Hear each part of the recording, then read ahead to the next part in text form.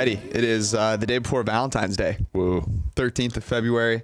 It's the PFF forecast. We got some fun stuff. So we're going to talk a little bit about some news, which is interesting. It's like reclining your seat, days off on Valentine's Day, Jameis Winston getting sick. See, here's the thing. It's a solved problem. I've already solved it on Twitter, so I don't know what. Oh, good. Yeah. I'm really looking forward to hearing about this. In terms of the actual NFL stuff we're going to talk about, we are going to do a couple of things around the draft and free agency because that's really the only thing worth talking about. And we're going to start with some teams that should try it. Like, should you try and win now? Should you tank? I have a thought that you can do both for some teams, so we'll talk about those.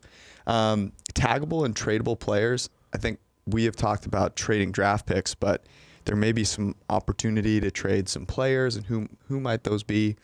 We're going to do best and worst cap situations, and then most and least draft capital.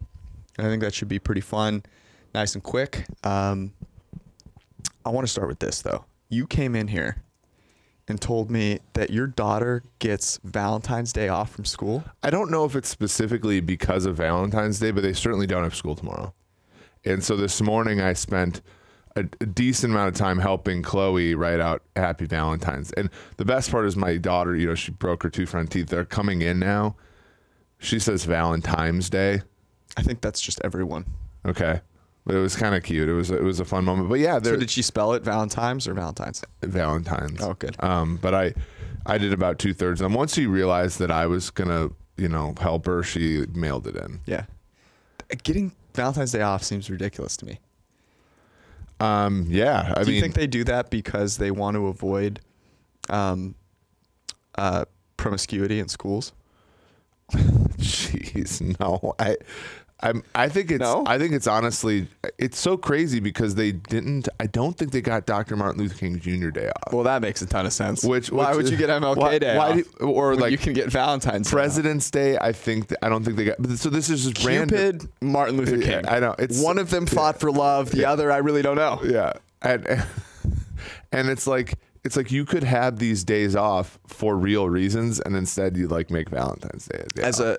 As someone that, like, I never taught young enough kids. Thankfully, Teacher America was kind. They did not put me in like kindergarten, but I couldn't imagine having to show up to school and be like, all right, we're going to make Valentine's today. That would be brutal. This also makes me want to have kids even less than I did before. Shit. So that's an improvement. That's a win for the day. I'm very pro I'm very pro people making their own decision on kids, and I am a data provider in such situations for you. You provided a ton of data for me. No, in many ways, you're like a big brother to me in that way, and I appreciate it. By the way, what is your Valentine's Day move? So mine for the past few years, because Valentine's Day at restaurants is generally a total shit show, that I have always preferred to use Valentine's Day to like cook a meal with my girlfriend, which is what we're doing tomorrow, instead of going to dinner. What do you do? Well, so my parents have visited the last 2 years. We've lived in Ohio for 2 years, and they just take the kids. So it's just like, and then the funniest thing. So you guys staying at home, or are you going? So the thing is like, I was like, well, do you want to go somewhere? Do you want to like? And she's like, no, I just want to like stay at home and like have the house be clean for like an hour straight, which is like never the case. Heirs never have children. Yeah, just don't do it, man. And just say no. But I will say, here's the sacrifice. So. We are doing like the spa thing, and the spa thing starts right after the first XFL game on Saturday starts. That is self-sacrifice. Wow. Yeah. I'm really proud of you. All right. Before we get into the XFL, tell me about your opinion on reclining. What are you, 6'4"? 6'3", probably 6'3". Shrinking at this point. Okay. So if you didn't see it, someone on Twitter posted a video of a woman in the second to last row on a plane. She has reclined her seat. The guy behind her, who I should mention, looks a bit strange. He's not the most genuine, wholesome looking individual. Whatever. That's fine. It doesn't matter. Starts punching her chair back and forth because it's reclined while watching a movie, it appears, on his fucking iPhone. Not like doing work on his computer. He's like watching a video on his iPhone and just like hammers her chair. Yeah. So she videotapes it. And people have many, many takes on this. And I want your official one here on reclining the seat and that whole situation. Well, so I used to be pretty anti-reclining the seat. I had a situation once where somebody reclined the seat and it closed my laptop while I was working. And I was like, is that your laptop's fault? That's what I'm saying. So I come full circle, right? Because I would be somebody who would literally put a knee into somebody's back if they tried to recline. Ooh. But I've come a little bit to the side of just a little bit or pro recline, because the issue is to pro recline, because that's why they have Valentine's Day off. The thing is like none of these things are the reclining person's fault. If you didn't want to give people the option to recline their seat, then don't. Right. And like, I understand some people don't have means and everything, but like, you're already paying, hundreds of dollars to sit in a seat on a plane. Why, if you don't foresee sitting in the back seat not being the most comfortable thing, pay the $30-$40 to move your seat prior. Right. So yes. There are tons of reasons. So for me, I have an issue with like physically harming somebody because they recline in your seat. I don't know that you'd call this physically harming, physically annoying. Sure. Yeah. Yeah. I'm totally with you. Here's my stance on it. If you have a problem with the person in front of you reclining their seat, don't be a fucking peasant and buy a seat where you have plenty of room. Or simply take the same motivation you have to punch the person's chair to do better at life and be able to afford a better seat. Like, it's not rocket science. Or just, honestly, just like, so I said the response is to, be Midwest passive aggressive and take the approach where only God and the rest of Twitter know how you feel about it. But like, literally just tell the person in front of you, hey, like, I would really, this is, I'd appreciate it if you didn't recline your seat. Prohibitive thing. I'm trying to watch Pokemon Go, the movie on my phone. Or in the I'm back row. 6'7" and I can't, like, this isn't good for me. 6'7". Right. Yeah. No, I'm with you there. Here's the other thing about it. Is the way she reacted, I thought was pretty good. She just like took a video of it. Here's how I would have reacted. I would have kept the seat reclined, stood up, and then watched the guy punch the seat. Because I like standing anyways. I hate sitting on planes. It's terrible. My back hurts. Like, it's stupid. So I would have just sat there, videotaped the guy from above him, watching him punch the reclined seat without anyone in it. That's what I would have done. Nice. Pretty good, right? Mm-hmm. Yeah. I also would never sit in the second to last row. Yeah. I mean, the thing is there are people, you rob Peter to pay Paul. If you want to be cheap, then you have to see, that's the thing. I'm pretty cheap when it comes to like my own comfort, but then I don't complain about it. You're like, smart, that's man. Like good. Cheap when it comes to your own quarterback, though, would be a different story. We're going to talk about tagging players in a second. Let's do a little XFL though, real quick, because you mentioned it. Mm-hmm.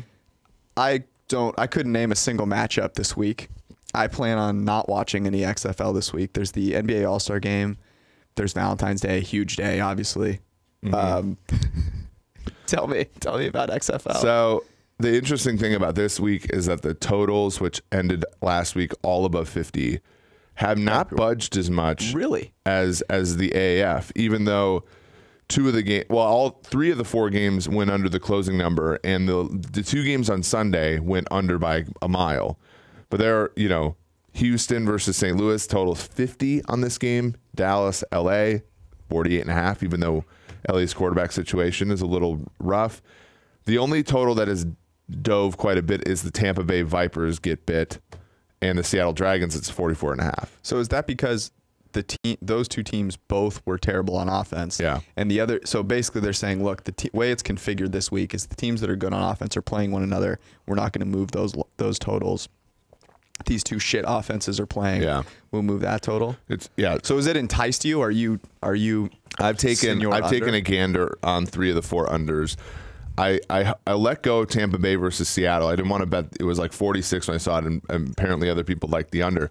The thing about the game is Tampa Bay actually moved the football pretty well against New York and just stalled in the red zone, right? So like the interesting thing is here we have all these takes about the XFL. We have 1 game's worth of data, right? So how many of these takes? Yeah, all these takes depends what Twitter universe you live in.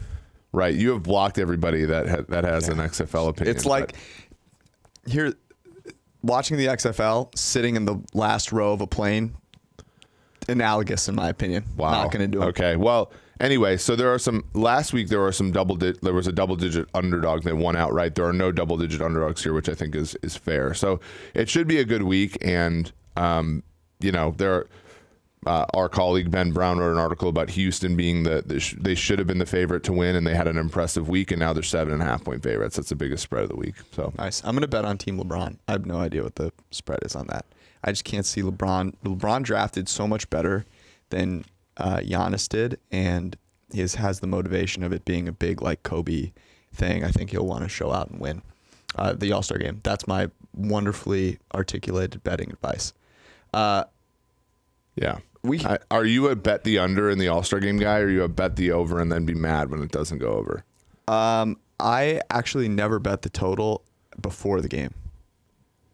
I kind of like to wait and see how the first quarter goes, and sometimes because they always come out firing, and so if they come out firing and missing, I like to then bet the over live. Mm-hmm. That's my go-to. And then I also like to bet on the like slam dunk and the skills challenge and all that stuff. Yeah, that'd be fun. Let's do. We'll talk about LASIK and Jameis in a second. Let's do some teams that are kind of on they've got a sort of decision to make. Maybe they don't know they do, but we will make it for them as to whether they should be tanking and playing for the future, or trying to win now. And the team that I want to bring up first is the New England Patriots. Yeah, that's a good one. I would say try to win now. Okay. I am with you. And but if they don't, so they're trying to win now because they try to re-sign Tom Brady. If they can't re-sign, if they can't come to terms with Tom Brady, then is there any reason for them to try and win now? No. Because the issue is that Brady was sort of the glue that was keeping that offense together. Like their offensive line isn't great, and we don't actually know if their offensive line would be any good if somebody like Bridgewater played and the guy that holds on to the ball a little longer. So we don't even know some of the weaknesses the New England Patriots had that were being covered up by Brady. We know their receivers sucked, but like we don't even know that their offensive line could be terrible, and we don't know it. Josh McDaniels, we don't know if he's a great offensive play caller. We just know that he and Brady work well together. So like there are a ton of things that like if you're like, okay, well, let's go sign Bridgewater and try to run this thing back. Like I don't think that that's as tantalizing for a team like New England as it would be for, say, a team like the Colts or some team that we sort of know some of the more independent pieces. It'd be interesting if they're kind of stuck because they can't tag Brady. If they could tag Brady, they could tag and trade. And that might give them a little bit of draft capital to either go up and get Tua or to just wait, and to push things backward. But if you're Belichick and you're like, hey, say you feel like you've got 5 more years left, like, okay, I'm not going to hemorrhage everything to have like a couple chances of making the playoffs and trying to beat Pat Mahomes and Tom Brady. I'm actually going to like let him go, and I'm going to try and get Tua or Trevor Lawrence and like build a second legacy. Like, I don't think that's out of the realm of possibility. And that's a good question. We have to get in the head of Belichick and wonder if he wants to be the coach for that much longer, because that's a significant thing we always assumed was true.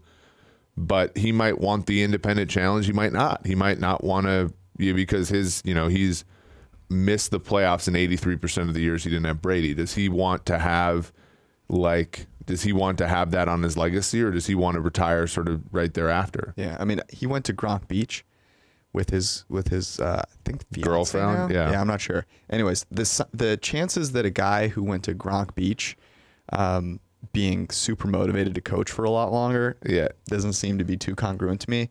So I do believe that they end up trying to get Brady back. Now there's a chance Brady doesn't want to come back, in which case I believe you've got to tank. I don't know if that jives with what Belichick wants to do, but that would be what I would do. And they do have a decent amount of draft capital this year. We'll talk about that in a second. But I'm totally with you. With Tom Brady, he was the glue that kept them together last year too. And that is the thing that I think gets overstated a lot, because he had a poor year.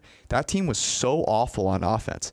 He had the most throwaways he's ever had in the past like 6 or 7 years. I think he had 47.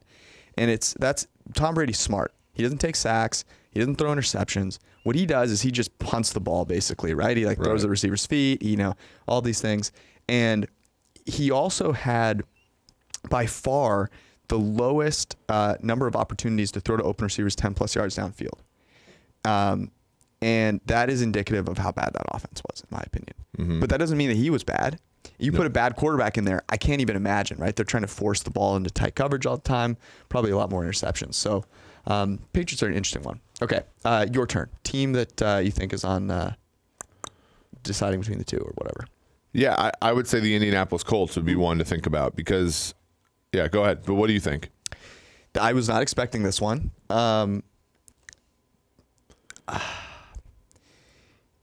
So I'm of the opinion that the Indianapolis Colts can do both.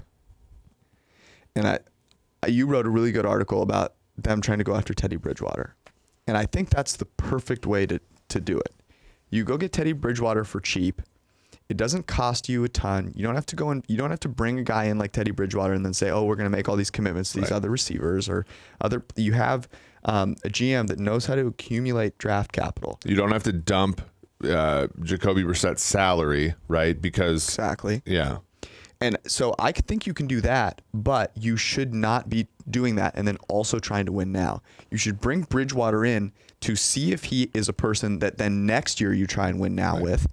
And if not, then you're looking to maybe use the draft capital to trade up. I think of this similarly as when Kansas City sort of had Alex Smith. Oh, interesting. And because the value of a player like Alex Smith or Teddy Bridgewater is that and Ryan Fitzpatrick, it allows you as a team to learn things about the players that are on your team. So when your quarterback is Nathan Peterman or your quarterback is Terrell Pryor, your quarterback is horrible, like it obscures, like that's why they had to get rid of Rosen. People are like, well, why isn't Rosen playing? Why, it makes no sense to play a young guy or to play an old guy at this time. Well, it's like, no, you have to figure things out about Devontae Parker. You have to figure things out. In the case of Kansas City, they figured out that Tyreek Hill could play. They figured out Travis Kelce was a superstar.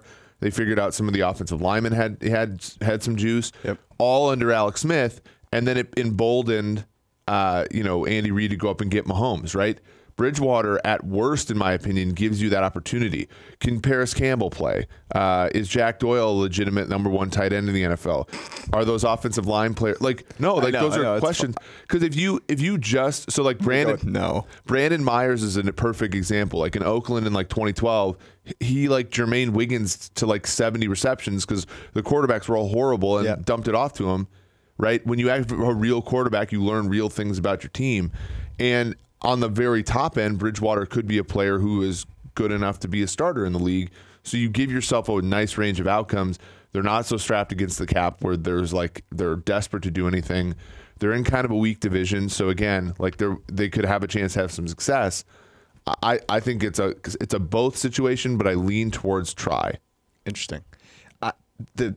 The environment for Teddy Bridgewater is perfect. They have a really solid offensive line. They have a brilliant offensive line in Frank Reich, and they have a guy in Chris Ballard who knows what he's doing. So to me, Teddy should be trying to go there. Okay, my next one, the Detroit Lions. I have a strong take on this. Are you ready? Okay.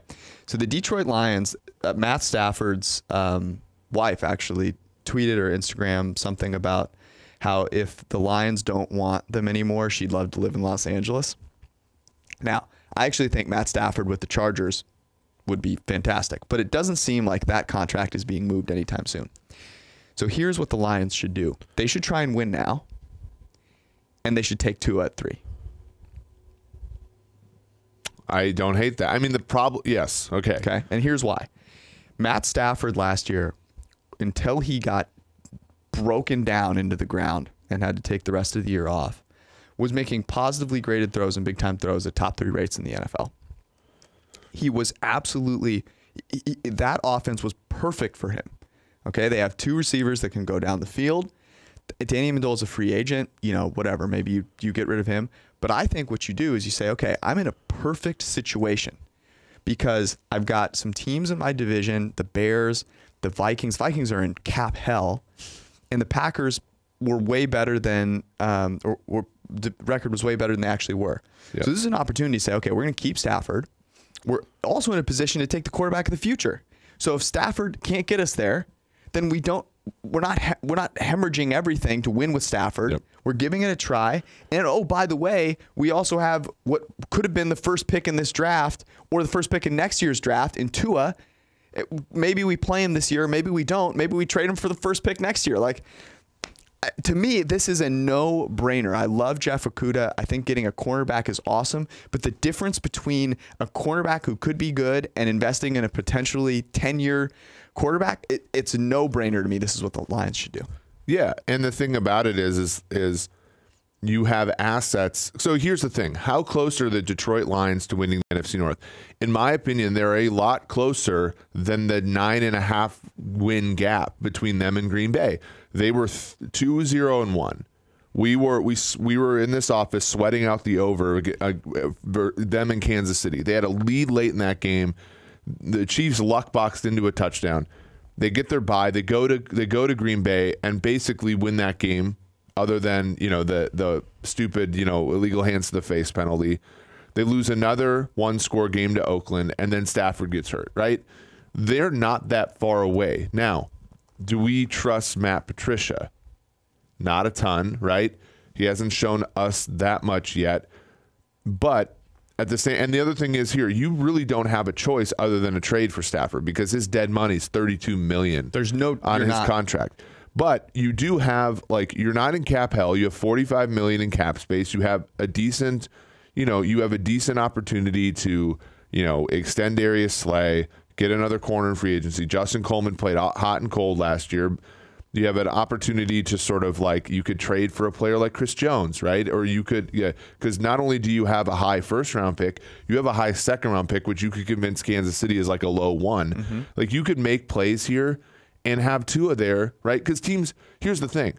People are like, well, you just waste a first-round pick. No. There are teams that drafted Barkevius Mingo at 4. Dude. There are teams that drafted Dante Fowler at 3, and he missed his whole rookie year because of an ACL in training camp. We don't, this is this craziest part of draft season is that we don't fully understand the distribution. When we've been doing our projections here, it's like, well, that kind of looks low. It's like, yes, you have to fully consider that there are draft classes where there are no good starting quarterbacks. And just because we had one that had some success a couple years ago, now every quarterback's going to be a starter that comes out of this draft? No.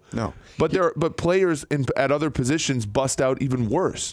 It was hilarious to me that people would say that's wasting a pick. Here's why. Quarterbacks are 20 times more valuable than all the other positions. Not 20 times, but it's really close. I mean, they're so much more valuable. There is a legitimate chance that, say Trevor Lawrence has a not great year next year or whatever, that people are having a conversation about, would I rather have Tua or Trevor next year? That's a legitimate conversation. Tua is not losing value on your team if Matt Stafford is lighting it up. If you bring Tua in because Matt Stafford isn't and you have a great offense around him and he lights it up, well, then you're keeping him. Yeah. It's tremendous value to you. Or you can trade him later. If he does an Alex Smith and he plays his best season, you can get a haul. You know who got the last interception in the Super Bowl? Kendall Fuller. You know who the Chiefs traded to get Kendall Fuller? Alex Smith. The fact is you can never have options. You can never have too many options. And quarterback is a position where if you lack options like they did this season, when you're running out Jeff Driscoll and then David Blow, and then you give yourself an opportunity to be less fragile as a team. No. Remember the statement. If you have two quarterbacks, you have none. Look at the 49ers dynasty. But so we talked about the NFC North on Monday with respect to win totals. And I think this article is getting up there today on PFF.com. Packers had basically 4 more wins than their fundamentals would suggest. They're basically a 9 or 10 win team on paper. The Vikings are sort of similar. The Bears stink because of their quarterback. There is a significant opportunity for the Detroit Lions to learn some things about their team this year and still get a franchise quarterback as a result. So, you're in a pretty good spot. If you're Matt Patricia and company there, you got a shot. And this is, to me, this is the way to like sort of, this is a franchise altering move. A defensive end at 3 or a corner at 3 is not. Denzel Ward has had 2 pretty good years for the Browns. Myles Garrett has been awesome, reinstated here, number 1 overall pick for the Browns. They have had minimal impacts on the Browns franchise. For better or worse, Baker Mayfield is what's going to happen to the Browns, right? So Detroit, take heed from that, right? Joey Bosa is the same thing. If Jimmy Garoppolo sucks, or Nick Bosa, sorry. If Jimmy Garoppolo sucks, there is no 49ers over the next few years, right? Nick Bosa is a nice compliment to that. If you're Detroit, none of Okudah, Chase Young, should he fall, none of those guys are going to have a significant impact on the Detroit Lions franchise. If I know the Lions are going to do this, there might not be a franchise that I'm more bullish on in the NFC. Just because they have an easy road. The Packers are done pretty soon. The Vikings quarterback situation after next year. Clip that. All right, we've talked about that. Was great. That was some great Lions content. I'm glad I brought him up. Let's do a couple more teams. Okay. I've got one if you want. Well, let's go with the Las Vegas Raiders. That was the one I was going to bring up. I will go. So it's interesting. I really believe that the move matters, but nothing is worse than trying to win now and failing. That is what kills your franchise. Yep. If you take we're going to tank and try and be a great franchise at some point, you can sustain because you have this new stadium. You have the excitement of Las Vegas that can carry you through a year where you're maybe not great. So I would go tank. I don't think bringing Tom Brady into the Raiders is making them a title contender. And the great thing about Derek Carr, as the starter there in a tank, in a tank situation, you found out you had an all-star tight end in Darren Waller. You found out none of those receivers can really play other than maybe Tyrell Williams. The offensive line's he's there to sort of like tell you, okay, once you hit the go button on getting a quarterback and getting this thing off the ground, you don't have a good enough defense to compete week for week. You don't have, I agree with you. I think they're very much in tank mode. The other thing is you're not winning the AFC West. It's the AFC West is the AFC East until the Chargers figure the thing out or Drew Lock becomes a good quarterback, right? Like, and so why not, the worst thing that happened to them this year is they won 7 games by 1 score or less. Like, and they don't even have a high draft pick. Okay, I have one. The Chicago Bears. Well, the only reason I say try is what is their alternative? That's why I brought them up. They have no shot. They have no chance to do any rebuilding. They have to try and win now because what are they going to rebuild with? But yeah, I mean, well, and again, we were ragging on this is going to be another like Cheesehead Dynasty podcast network clip, but like the Packers are like, is that on ESPN Plus, Disney Plus? The Packers are far closer to the Pornhub? Like the 6-9-1 team they were in 2018 as they are the 13-3 team they were in 2019. So did you hear I think you'd left yesterday, but we were talking about a logo for our draft show, and I thought if we just took the Pornhub logo and put PFF draft show. So the Bears, I think we're in agreement, have to win now. If you were the Bears and you have to win now, and you're like, okay, well, Trubisky ain't the answer. Who's the quarterback that you're trying to get right now? That's a good question. Yeah, you said Newton a while back. I like that. I even think.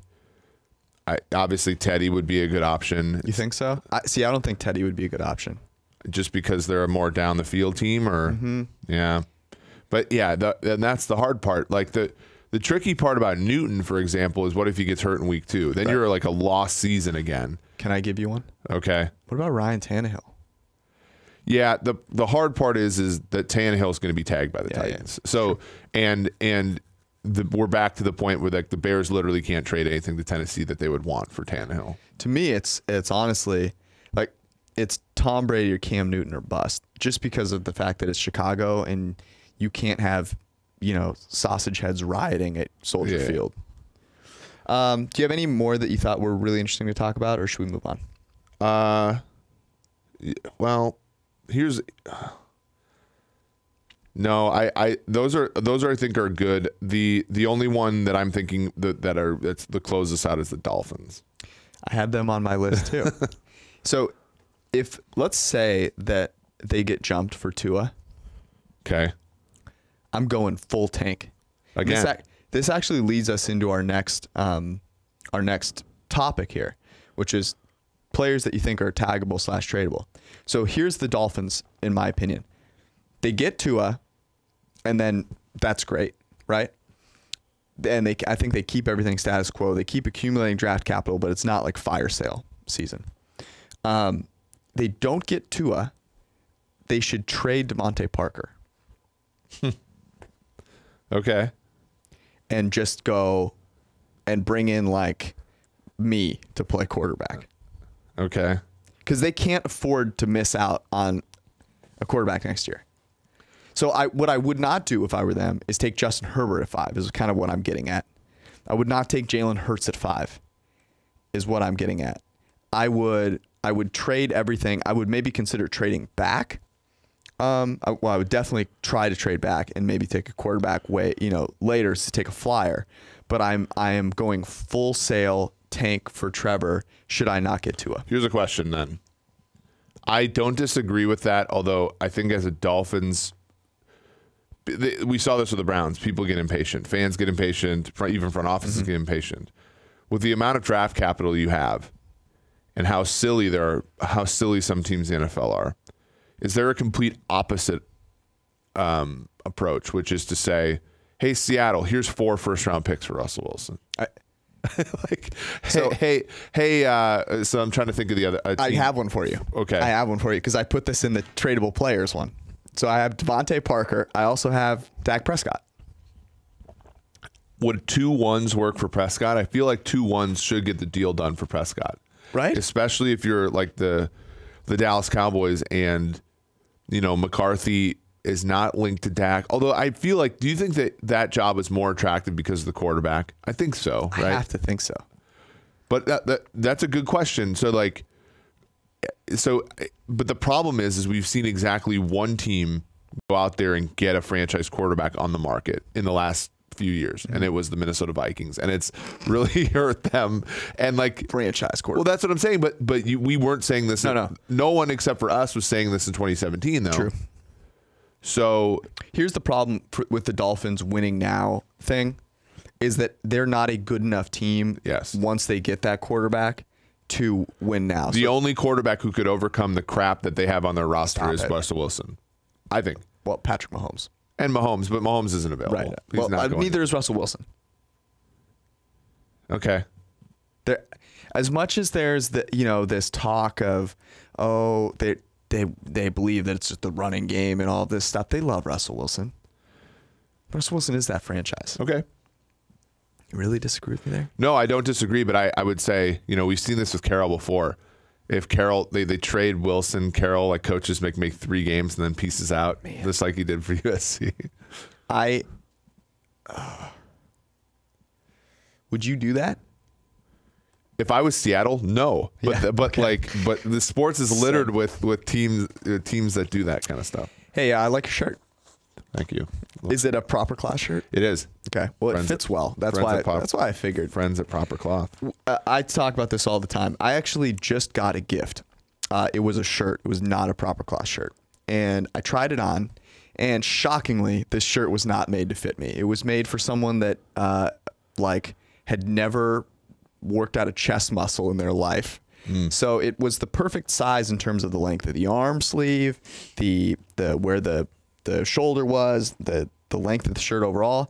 And then I tried to button the middle button, or not the middle button, but like the one right down across the chest plate. It's just pulling apart. It's awful. So unbelievable. The only thing I can do is go to Proper Cloth, because Proper Cloth, they custom fit the shirt size for me. It's my own shirt size, and the shirts are just as good as any other shirt you can find on the market. They use the best material.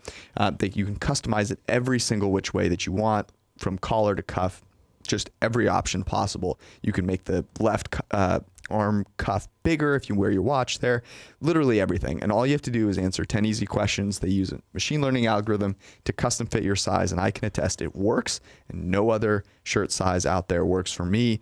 So you should go to propercloth.com. They've been featured in Wall Street Journal, Esquire, GQ, Fast Company.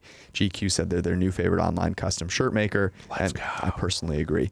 So go to propercloth.com/PFF. Use gift code PFF20 to save $20 on your first shirt. It's really simple. propercloth.com/PFF. All right. So we talked about this a little bit. Taggable/tradable players. I brought up a couple. I think that Devontae Parker and Dak Prescott are both taggable and tradable players. Well, Parker has a, tradable. Right, Yep. right. But like, I think there are a lot of players out there that are weirdly tradable that we might not be considering. We've talked about trading draft picks, but trading players I think is out there. And I want to bring up one for you to start off with, and that is Stephon Diggs. Is he tradable right now? Well, in my opinion, the Vikings would be crazy to trade him. I agree. But they also signed Kirk Cousins to a and they have, as deal. our colleague and friend Ben Lindsay wrote, they had the worst salary cap situation in the NFL. It's not pretty. The problem is a couple reasons why I think it doesn't make sense for the Vikings. Their biggest problem offensively last season was that they didn't have 3 good wide receivers. Mm-hmm. And when Thielen got hurt, they didn't have 2 good wide receivers. The other thing that I think is also important is that Stephon Diggs' contract is pretty team friendly. He makes less than he makes the same amount as Danielle Hunter, and Danielle Hunter has one of the more team friendly deals in the NFL for how good he is. So it doesn't make a whole lot of sense to get rid of him when the contract is that good. He's certainly somebody he's attention, right? He's outspoken, speaks his mind, tells the quarterback when he's not happy with him, but he's also one of the best wide receivers in the entire NFL. Now, if they are going to lean into this thing with Kubiak of run the football, play defense, blah, blah, blah, and they do trade him, whomever gets him in that contract is going to get it. That is a come up. That is a very good haul. So here's the team that I think makes a play. Sam and Monson and I had this conversation. New England Patriots. I mean, it would make a lot of sense. Because here's the thing with him. New England receiver, historically, the Ocho Cincos, the Reggie Waynes, the Joey Galloways, Moss is really the exception, have struggled going to New England. Moss is one of the smartest players in NFL history. Diggs is similarly intelligent. You could just, talk about how he runs his routes, just like little things like that. He would be somebody for whom I would, if I'm the Patriots, I would give up a decent amount for him because I think he would change the franchise. Do you think 23 would get it done? Yes, because Really? here's the thing with the Minnesota Vikings. If you look at their roster and you're Mike Zimmer and Rick Spielman or whatever, but you're looking at it, Mike Zimmer, Xavier Rhodes is done, right? There's a really good chance Trey Waynes is going to leave via free agency. Mackenzie Alexander's a free agent as well. Mike Hughes has not been as good as the draft capital they used to select him. True. Their interior offensive line stinks, and they're going to need a quarterback at some point in time because Kirk Cousins is 1 year left on his deal. The 23rd overall pick and then the pick that they have is their own natural pick gives them a lot of freedom to start rebuilding their defense and fix the holes that they have. Now, it's not worth trading Diggs to get, I don't think. No, I'd agree. But if you are soured on Diggs, if you don't like Diggs and you want him off the team, that sort of like setup would be enticing for you. I like I said, I don't agree with it, but I do think that there's a non-zero chance that they do it. I could see it happening, and that's why I brought it up. Okay, who are some players on your list? Well, the one that's I think natural, and I think I'm going to write about this week, is Chris Jones of the Kansas City Chiefs. Because what Chris Jones does, in my opinion, is it highlights what happens when you make what I would consider a bad decision, but you get good results. Good results on the field. Mm-hmm. So last season we were a little bit down on the fact that they traded a 1, a 2, and $105 million to get Frank Clark. And now people are like, well, the Frank Clark thing worked because he got a sack at the end of the Houston game. He got a sack at the end of that's how it works. The right? Tennessee game, he got a sack. You don't know what he was like in the locker room, buddy. He got a sack at the end of the Super Bowl. I mean, all you see are his post game interviews. You don't know that he's a wholesome, wonderful human being. You know, look, history doesn't matter. What he's done off the field doesn't matter. In the locker room, he's great. Yeah, and whereas Jones, and granted, Jones plays a less valuable position in the interior, but I brought up an article this week about essentially if you regress by circumstance, Chris Jones gets a pressure at a rate that's 6% higher than you would expect. So he's terrific, but you can't. And right now, the Chiefs with a 20-ish million in salary cap space could get it up a little bit with some cuts. You can't have a roster that pays $100 million to Frank Clark, probably something similar to Chris Jones, and then is throwing the bag at Patrick Mahomes. You just can't do it. So to me, do you mean to tell me that the 75th ranked edge defender in Frank Clark was not worth all of that? Stop. He was. Get out of here. He was. Yeah. And again, they win the Super Bowl, so we're all like, who are we to judge the decisions? But to me, this is the judgment of the decisions. You have to let go of what is one of the best interior players in the NFL. And to me, the process is going to have to be tag him for about $16 million, right? Trade him to a team probably for a low 1 or a high 2. And then sign Mahomes, right? Because you can't sign Mahomes first and then tag Jones at the current cap situation, is it? But you can, I think, do what they did with D Ford, which is tag him and trade him. What could you get for Frank Clark? Well, that's what. So here's the thing: 32 Crayola set. I was going to ask one of our friends at Over the Cap, like, what were the trade implications? Because I'm not sure about the dead money and stuff with the trade. But to me, that's the only way. That's the only way you can keep Chris Jones. Would Chiefs fans be that upset if that happened, though? Here's the interesting thing about the Chiefs. They have made so many smart decisions that are, sorry, I phrased that wrong. They have made one really smart decision. Yeah, that's what I was going to say. And because of that, people think they have made so many smart decisions. And the problem with that is that you can make one really smart decision that wins you a Super Bowl, but you don't win multiple Super Bowls unless you make many smart decisions. And so that's where they're at right now. They legitimately have a chance to be a kind of a dynasty because of how good Patrick Mahomes is. But they will not be that way if they can't make smart enough decisions to support Mahomes with solid players around him. Which they largely have in some ways, right? They don't spend money on interior offensive linemen. Mitch Morse, Rodney Hudson are both guys they drafted, developed, and let go at center. Tyreek Hill has a pretty team-friendly deal. Again, that's in many reasons because of his off-the-field problems.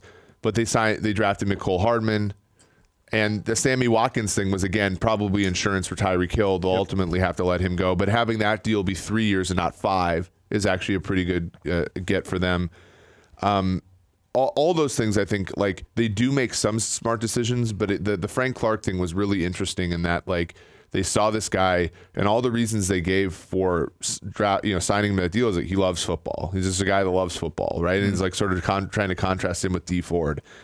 And like, I'm pretty sure Chris Jones loves football just as much, and he's way better at it. So it's like, you sort of, and I don't know what the impact, if they don't get Frank Clark, do they still win the Super Bowl? In all likelihood, probably, right? But they're probably going to be anchored to the fact that they took a real gamble on Tyrann Mathieu and Frank Clark, and it paid off with a Super Bowl. I agree. Who is a team that you think would offer, so say they do the tag and trade with Jones, who's making a play? I would say that, Detroit in that early second round would be a team. They have a decent amount of cap space. They let some players go. Mike over here, Renner, said Indianapolis, which I just don't think is like their thing. Plus, they're in that middle of first, middle of second issue. So I don't see that being the case. It could even be somebody like, I mean, if you really wanted to go galaxy on it and think about New England trying to build a defense, like, they're late enough in the draft, and they've done this sort of thing before with interior players like Albert Hainsworth and stuff like that. But it's interesting because interior players are sort of a dime a dozen until you get to that Donald, Cox, and now Jones, you wonder how much teams actually do value this type of player. I like the Lions one. Here's another one. AJ Green. So this would have to be a franchise tag and trade thing. Mm-hmm. And it's interesting because the over the cap projects his deal to be less than what the franchise tag would be, like for 1 year. Mm-hmm. But if you franchised AJ Green and then traded him, I still think there's value there, because I think a team that has, a team like the Patriots would say, okay, maybe we could have gotten him for a little bit less on the open market, but we still need him. Mm-hmm. It's going to be a need-based thing. And so I think you could still get some value. The problem is it's not going to be a lot, right? Like, what are you trading for AJ Green if he's franchised at like 18.5? Yeah, well, you'd almost have to re-sign him to a team-friendly deal. But so take a team like Philadelphia, right? Who Alshon Jeffrey's kind of a hamburger away from being a tight end at this point. He's always hurt. Nelson Aguilar is a free agent. JJ Arcega-Whiteside didn't work out all that well this year. They need kind of a field stretcher, right? Deshaun Jackson wasn't the guy. Like, he would be somebody who, like, in the Eagles, do a really good job of structuring contracts. They're very smart in that way. They could probably make a play, like trade a 3, mm-hmm. get him under contract, in a pretty solid way, and try to enhance Wentz. Like, I think that's a good one. Even a team like Dallas, if Dallas were to lose Cooper, then I think AJ Green would fit in well there. I would say a 3, and then like a 3-year, like $45 million deal probably sounds like right around that ballpark. Yeah. The Eagles make a ton of sense there. I mean, the thing, like, the issue with them was injuries and ineffective play at wide receiver. There's a chance they could get both with Green, right? But he's also like really an awesome player, right? And then we forget how great AJ Green is because he's spent a decent amount of time, on the trainer's table over the last 2-3 years. But when healthy, he is top 5. No doubt about it. He's in the same equivalence class as guys like Hopkins and Julio and Michael Thomas and stuff. You're getting a huge value if you can get him to play 12, 14 games. All right.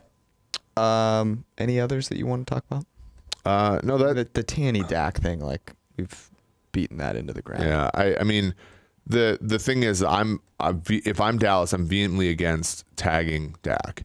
I am pro it for Tennessee because I think the two things are different. You, as Tennessee Titans team, have 13 starts. You don't have a ton of information on Tannehill. You have enough information to make a decision long term about Dak, good or bad. If you're Dallas, you sign Dak, and then you have Amari and Byron Jones. Which one of those two guys, say you can only afford one, let's say, which one are you signing? Offense matters more than defense, so I take Amari Cooper. But losing Byron Jones is bad. It's not good.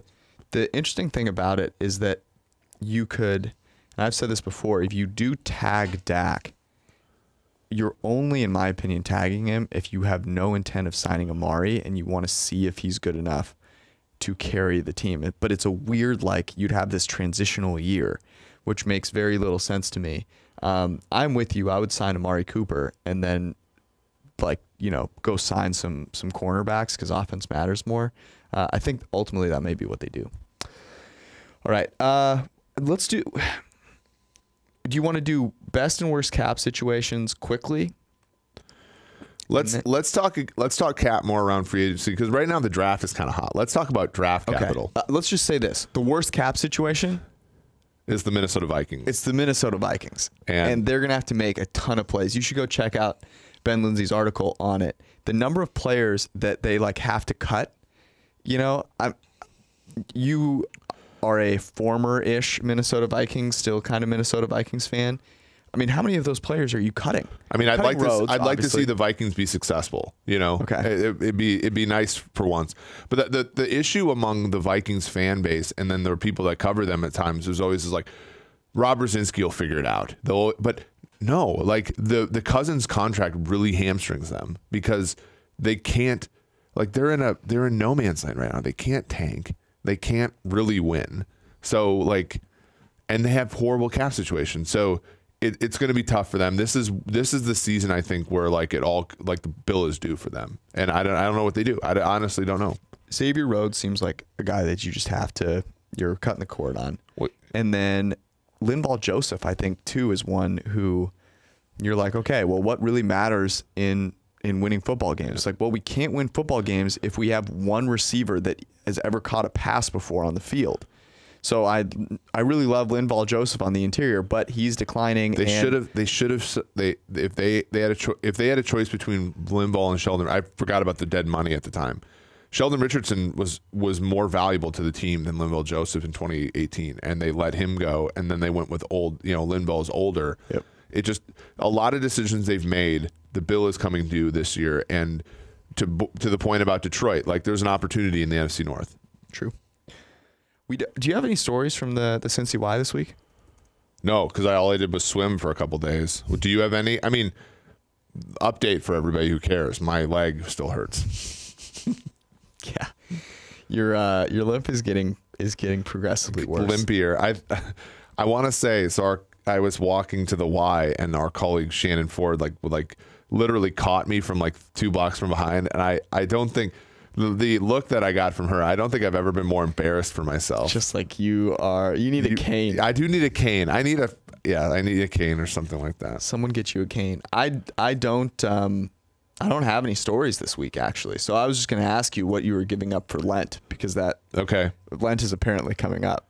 It's like in a week or so. Yeah. See, the problem with Easter being on a different day every year is Lent is and your favorite holiday, Fat Tuesday. We don't know when that is. I go all out. I would. You want to make here was the way I was going to phrase it. Okay. What is one thing that you can do like better or worse during the football season? So if your Lenten thing was like football related, what would it be? Well, so like the last 2 years, it was I didn't tweet during that Lenten time, and I do that again. I didn't tweet for the first week after the Super Bowl, like literally just and now juice cleanse. Yeah, it's like a juice cleanse. I gave up coffee for 3 weeks at the beginning of this. That's why your calves hurt. That's why my calves hurt. God, I'm trying to think. I don't know. I can't give up betting on sports because the XFL is too soft. Maybe I'll give up. Maybe I'll try to give up tweeting, but I don't know. I don't know. Like I feel like what would you suggest for me to give up for Lent? That's a good. You're one of my best friends. You know my faults.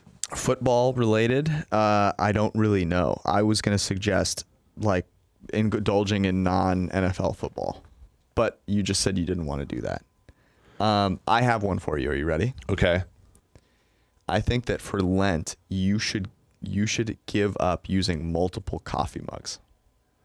So just one mug. You have one mug that you like write your name on in Sharpie, and you have to use that mug all the time. Is this? Are you trying to? Is this? I'm trying to improve your lifestyle. How I Met Your Mother with the intervention at the kind of when I walk into the door. I mean, it's not something you worry about, but I think it's something that if you started to make a routine of, you wouldn't have to worry about it, and it would improve your countenance. Okay. That's my. Okay. What are you thinking of? I am thinking of giving up eating popcorn. Wow. I know. See here, so no on the ice cream. You still are gonna go ice cream. Yeah, but that's popcorn, not a problem. Here's the problem with popcorn: is I view it as like a nothing snack. So I end up eating it, at 9 at night, which is not good. So really, what I'm trying to do is limit myself to not eating after 8. It'd be a real big step for me. I love popcorn. Not eating after 8 is a solid thing to give up in general. It's just hard. I'm always hungry. I'm starving right now. That was our podcast. Thanks, guys.